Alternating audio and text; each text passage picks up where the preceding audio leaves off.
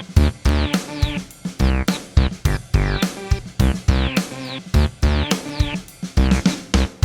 ញុំសូមដំកាន់ព្រះនាមទ្រង់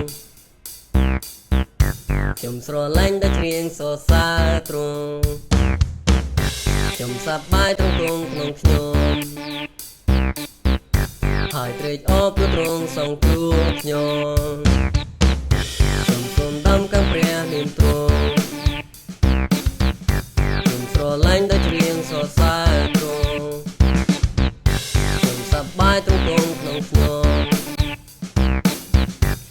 ត្រេកអរព្រោះទ្រង់សង្គ្រោះខ្ញុំទ្រង់បានយាងចូលមកផែនដីមកបងអានលើយាងពីដីទៅជើងឆ្កាងឲ្យខ្ញុំនៅយាងពីជើងឆ្កាងទៅអាភ្នោយាងពីភ្នោទៅសានសួគ៌នាង